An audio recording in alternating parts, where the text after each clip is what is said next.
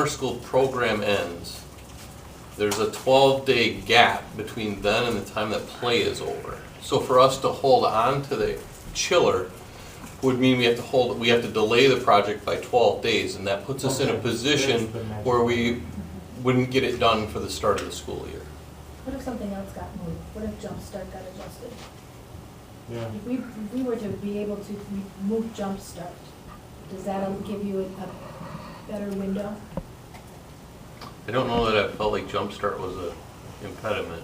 Okay, I don't anticipate that there's going to be air for Jumpstart. right. I'm anticipating that if we shut it down on July 12th, when summer school is over, that we will have it back for the start of the school year. Okay, So- and we really need to know because 50 kids, that's 50 sets of parents are pretty close. And, everybody wants to know, can we go on vacation quick in between or can't we go, or what's happening at the end? So we're stuck too. Well, as of right now, I'd say you have the same schedule, don't change the schedule, and we may be asking you to think about a different venue of the high school and what solutions can we have to, but we couldn't even confirm that the high school is available today, just so you know. So I'm throwing that out there, and we don't have that yet. So I have no problem being transparent, letting you know, hey, we're working on it. The concern came up. We did hear your concerns, and we are trying to address it. And I guess the sense of urgency is that, please know we won't get back to you 3 weeks from now. We'll work on it, and and if we need to, we'll have you come on in and we'll hash out more solutions if we have to. Okay, Okay? just as long as we get. We're working with. Yeah. We'll get you some option. Okay, Thank you. Yeah. thank you very much. You're welcome. And I just want to say thanks for passion for your program, caring about the kids.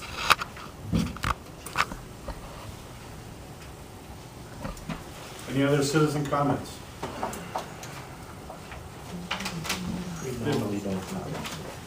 If not, is there an FFA report? Yes, there is. Well, good to see you. Good afternoon. For those of you who don't know me, I'm Trinity Radcliffe. I am this year's 2018-2019 FFA president. It's been a busy few months for us over in the ag department. We had our banquet in March, which we awarded 18 members their green hand degree, which is the first degree available to members, and 8 members were awarded their chapter degree. We proudly gave out 2 outstanding service awards, one to Mr. John Westfall and one to Miss Linda Schroffnagel. 5 seniors were awarded the Outstanding Senior Award and received medallions to wear during graduation this upcoming June. March 16th, our CDE competitors, which is career development events, they went to Janesville to prepare for their state qualifying competition, which was held at Fox Valley Technical College. In April, all of our officers took their new positions, which was myself for president, Stacia Harnett as vice president, Timothy Sternberg as secretary, Brandon Franke as treasurer, Cora Girth as reporter, Jasmine Black as sentinel. On April 7th, Timothy Sternberg, Stacia Harnett, Cora Girth, Mr. Kramer, and myself traveled to Elmira to attend their annual banquet. During the banquet, we observed possible ideas for us to adopt in the future. Fox Valley Tech was visited by quite a few FFA students specializing in ag mechanics, vet science, dairy judging, wildlife management, dairy products judging, and I believe that's it. We are proud to say our wildlife management team qualified for state this year. On April 27th, we had the wildlife management, ag sales, agronomy, and dairy products teams compete at the state competition at UW-Madison. In May, Ashley Wondra, our former FFA president, worked very vigorously planting and preparing for this year's FFA plant sale, which so far is turning out to be a huge success, which started May 4th, so this past Friday, and we're hoping to be sold out by this upcoming Saturday. The May meeting will be next week, Monday, May 14th, out at the Horicon Marsh Education Center. Our activity will start at 6 and the meeting will follow at 7. May 12th, which is this upcoming Sunday, I believe, Cora Girth, Stacia Harnett, and Timothy Sternberg will be attending Hartford's banquet to consider future arrangements at our banquet. And that is all I have for you guys tonight. Thanks, Trinity. Thank you. Look forward to seeing you the rest of the year. Thank you. Trinity, you're an excellent speaker. Thank you. You did a fantastic job, so. Thank you very much. Is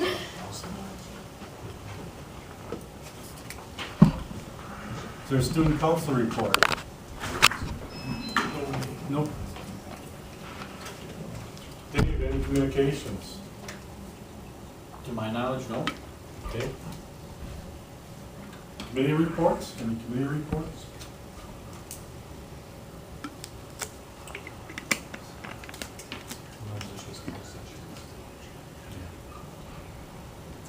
Administrator report. Joel and Becky have requested to be up in front of the agenda as soon as possible. Okay. Joel's got many activities going on. Sure. Yeah. So Go ahead, Joel. Thank you. Busy night in the world of athletics tonight. I think the last time I saw you, there was snow on the ground. Yeah, That wasn't that long ago. that long ago. So very quickly, from the athletic director side, tonight's a big night. All of our teams, all of our sports are in action tonight. Most notably, our three baseball, softball, and soccer. All three teams currently still remain undefeated in conference play, and all have that on the line tonight. My update for you is that when I left baseball at the end of the fifth, we were trailing 2-0. Tied. It's tied now. Sorry, Dave. And I left softball to come here, and we were up 6-2, heading to the bottom of the sixth. Yeah, nice. Yeah, so I haven't heard on soccer's away tonight. So, the one thing I wanted to address the board from the buildings and grounds side is a recommendation to hire for a new custodian. Mary Jo Erickson, who had been our nighttime custodian at the Parkview School, resigned a couple of weeks ago. We gave her notice, accepted a different position in the Milwaukee area. We thank her for her service. She wasn't with us too long, just this school year, but she did a good job in the time that she was here, and I want to thank her for her efforts. We are trying to sort of get our way to the end of the school year, if you will. So the arrangement that we have is I'm recommending the hire of Dick Olbrus. Dick is the husband of Dawn Olbrus, who's also a custodian in our district. He has a strong custodial background, having worked in the Slinger School District and the Campbellsport School District, both on short-term assignments. He spent about either 17 or 18 years working for Mercury Marine as a custodian in their operation. He, although is not available to come on with us full-fledged at this point, he has a second job. So he's going to be filling in. What I'm recommending is that he's going to be filling in at the high school in the evening shift on Tuesdays and Wednesdays.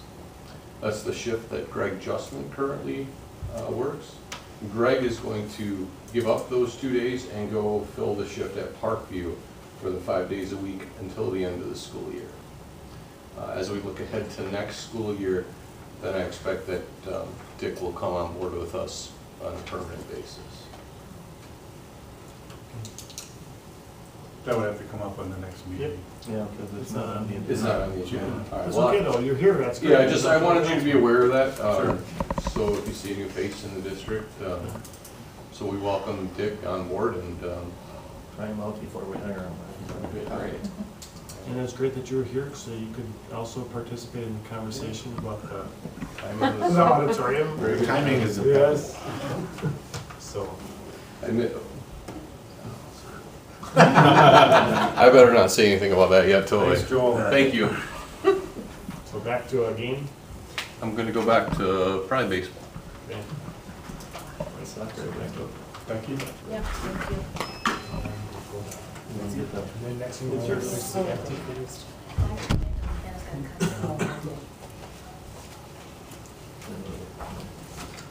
All right, so let's say both we're gonna do another report but via picture.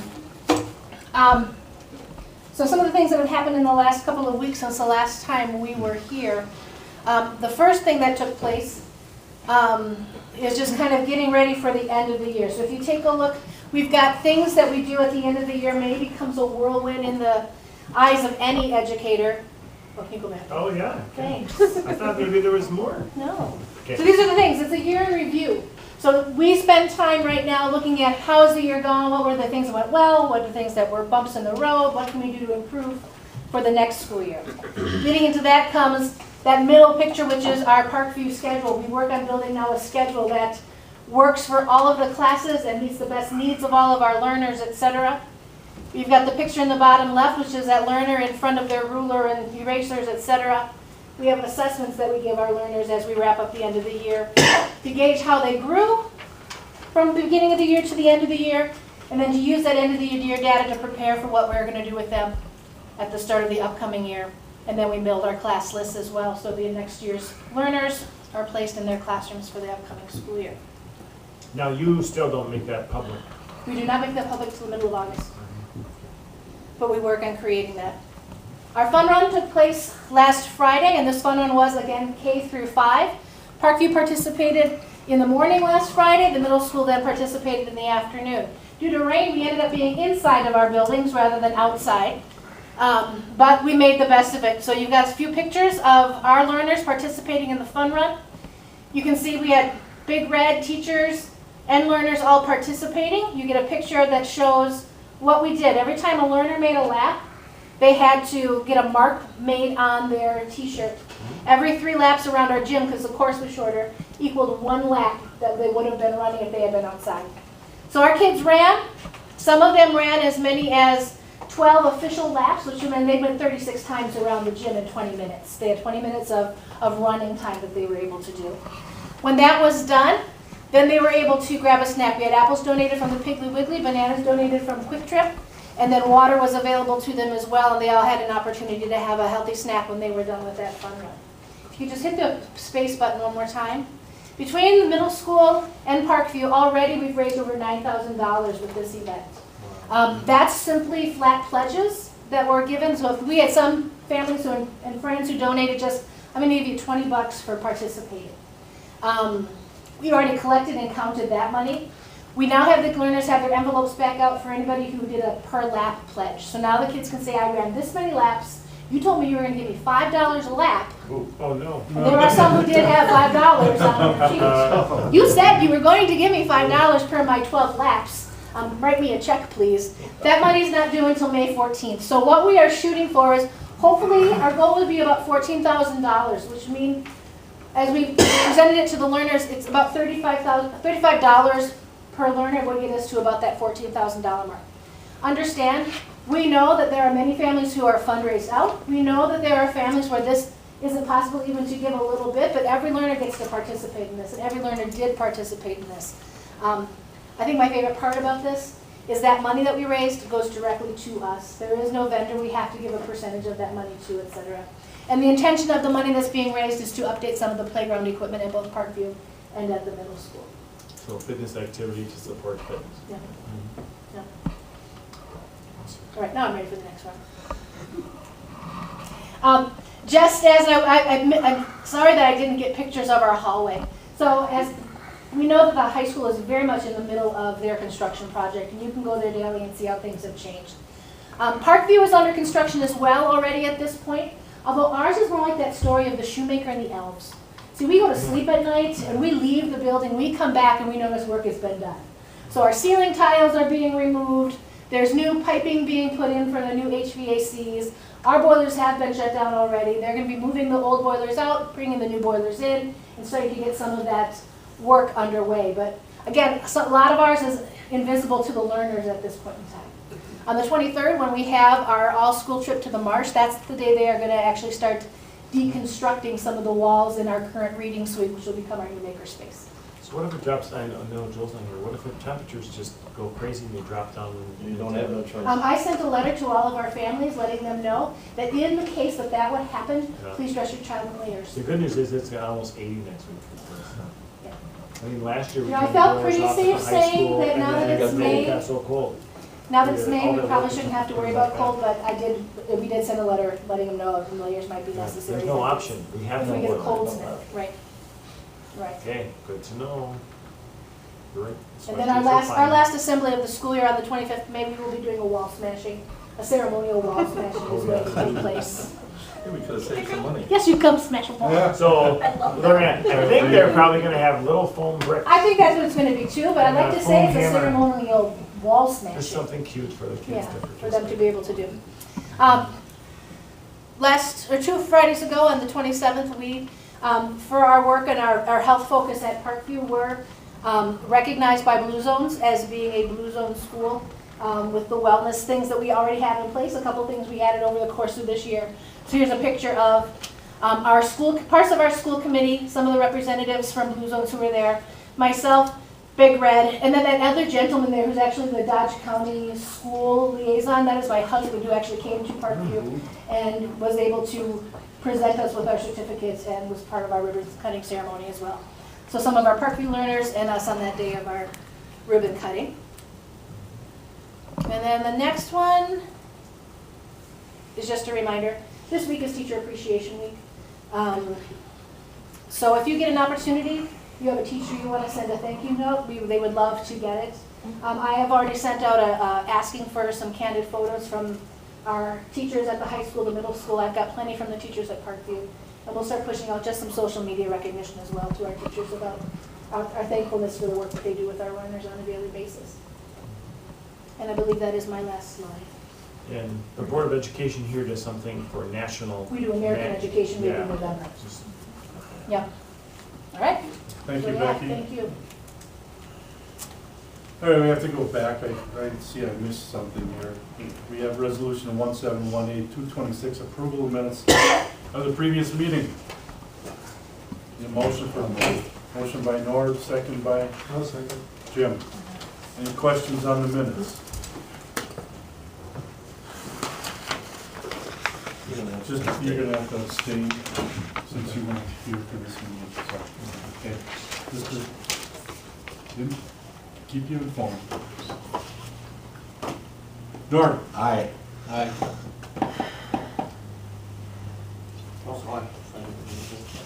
Abstain. Aye. Aye, motion carried 6-0-1. Okay, now we're gonna move down to resolution 1718-238.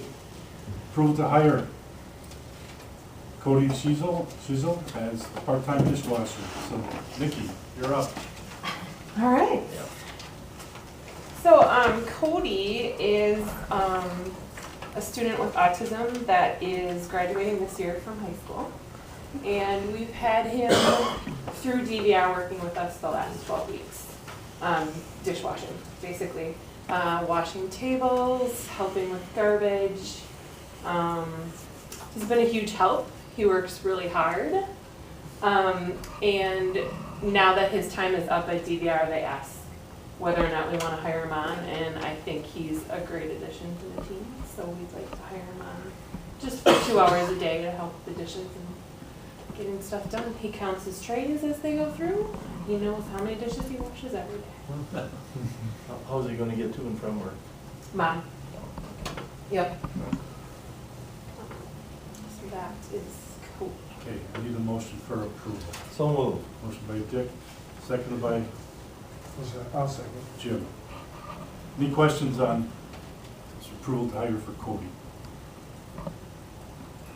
Dick? Aye. Aye. Aye. Aye. Aye. Aye. Motion carried, 7-0. Thank you. Thank you. You want me to stay here, Ellen? Sure. Yep. All right. So we're just going to give you a quick food and nutrition services recap for the year. I've been going through the numbers for participation at all the schools, and I think the first contract I saw said that our overall participation was 36% district-wide. So the next slide, I have the high school Parkview. Okay. Parkview first. So Parkview, in the beginning of the year, we didn't have, it was the first day of school, we had breakfast. We gave free breakfast to all the kids in the school. And then following that, our numbers percentage-wise for breakfast in the classroom at Parkview. And then we have lunch numbers there too. So 21% participation at Parkview starting out in September, compared to now we do about 36.9% participation monthly for breakfast in the classroom at Parkview, which is technically, I guess, not breakfast in the classroom. They get it in the cafeteria, carry it to the classroom, and eat it there. But overall, district-wide, Parkview definitely has the best participation in the breakfast program that we've seen. And then for lunches, we were at 46.52. Last year, it seemed that maybe Parkview was carrying that 36% participation throughout the district. They're still doing a really awesome job. I think our lowest day in there was maybe 75. Now most days we don't go under 90 on a regular day at Parkview. So our participation there is almost 60%. So we're really happy with that. And then we have, I think the middle school is next. So these highlighted areas are just places where these children are counted into attendance, but they technically don't eat the lunch because they're not in school. So I fixed the numbers so that it reflects the actual number of kids at the school during lunch and how many lunches we're serving. The blue lines are our 2-hour delays, so then on those days we don't have breakfast, which we're hoping to figure out something new for next year because we've had a lot of learners come into the cafeteria at 9:45 looking for breakfast. And we just didn't think that at 9:45 they want to eat breakfast because they eat lunch starting at right around 10:50, 11 o'clock. So we started out with breakfast at the middle school in November. 8.08% participation there. And we've gone up to 9.5. Not as much growth as we had hoped at the middle school, but we'll see. It changes constantly. There's no consistent really at the middle school, which is pretty interesting. Donut days are big, and we end up doing a lot of extra on those days. So then lunch, we started out there at 39.46%. Now we're up to 49.3%. Our goal at one point for, I think it was 250 we wanted to hit at the middle school early on in the year. And we hit that every once in a while now, but when we hit it now, it's not as big of a surprise because we did a little bit more often. So they're at 49.3%, and then you can see the yellow is where we had 6th grade camp, 5th graders gone. There's just a lot going on there. And then the next slide is the high school. I think the high school's participation last year was like maybe 32% overall. So starting out this year, they were at 33%. We didn't have a breakfast program until December. Right there, it was 1.8% that first month in December, or that first month of December for participation. We struggled a little bit there, but we did some tweaking. So now we have the breakfast cart out in the hallway when the kids come in, so they can grab their breakfast and eat in the hallway or at their locker. So our breakfast numbers at the high school have gone up to 6.4%, which we're pretty happy with. High school participation is always a little bit lower, just because they're older and they can stop on their way in and wherever they want. But our biggest thing, I think, at the high school is our lunch numbers. We're at 47.6% at the high school, which is just huge. We used to be happy to break 150.